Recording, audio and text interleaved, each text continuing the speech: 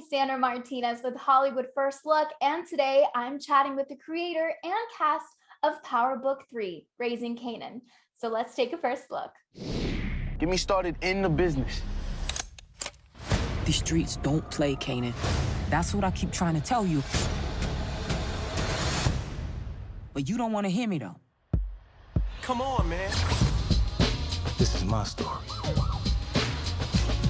This is the Southside Jamaica Queen story. Don't call it a comeback.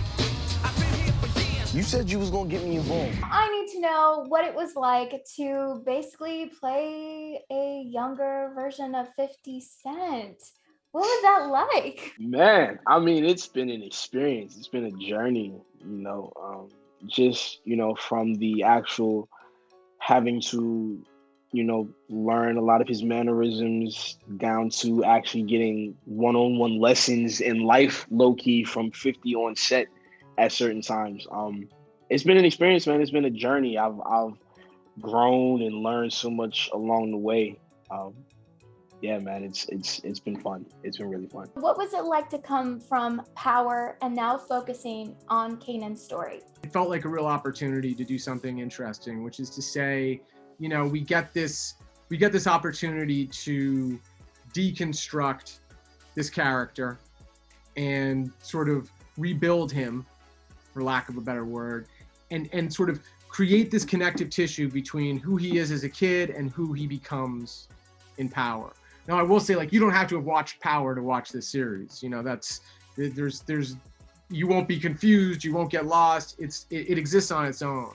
Tell me a little bit more about the dynamics on set. Also, was this filmed before the pandemic, or what was the whole deal with that? London, we'll start with you.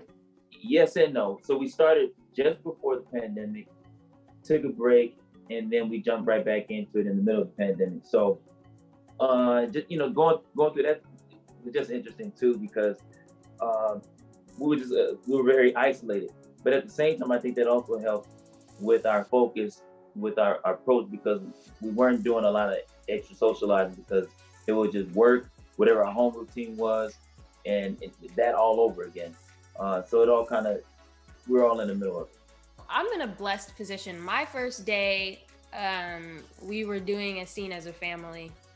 So the fact that everybody literally came to the table with everything they had and with so much heart, it just made it there was not a day, even after working in a pandemic, even after weeks and weeks and weeks of waking up at 3 a.m.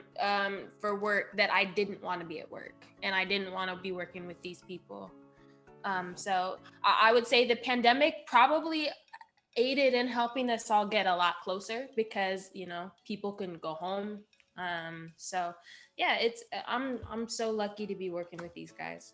We were all thirsty. If anything, we were upset that we hadn't already completed the thing so that we could start on the second season, So everybody here is pretty much we're a bunch of theater nerds at the end of the day. So everybody just wants to act. We all just want to act. We come and we get excited about each other's scenes. We stay after our day is wrapped to watch the other people's scenes. So my on-set thing has been kind of normal. We just, it's camp. What is something that you have in common with your character?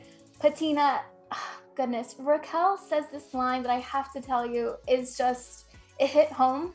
Your life is my life, you fly, I fly. Please tell me what's something that you have in common with Raquel. I have that same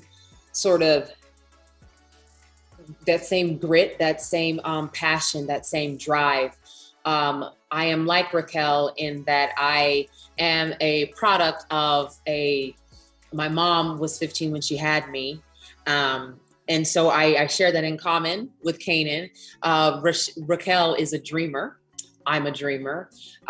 She has persevered through a lot of things in her life, same as myself. And I also know what it's like to love something more than anything. I am a mother of a 4-year-old. So I know what it's like. I also know what it's like to try and juggle being a successful woman while also trying to be the best mother you can possibly be.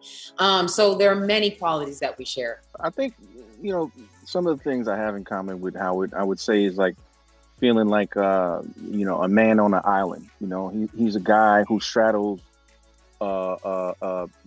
many sides of the fence, if you will, and it's like that in the culture. But at the same time, he feels like he is the culture, like and sort of he's sort of it's like almost like Greek mythology. He's Herculean in that way, where he has to put the gauntlet down and set the standard, set the bar, you know, but he has no one to relate to in that sense. So that's why I say he's a man on the island. And I kind of relate to that in a sense. Love of music and loyalty to family. Supporting his family and music. That's the two things I can say. I would also say love of music, and the sassiness. I would agree with Malcolm, the loyalty to family, and also the attention to, you know, to clothes and wardrobe and stuff like that we see with Marvin. Power Book 3, Raising Kanan, is out now on Stars. My name is Amy Casana Martinez, and you've been watching Hollywood First Look.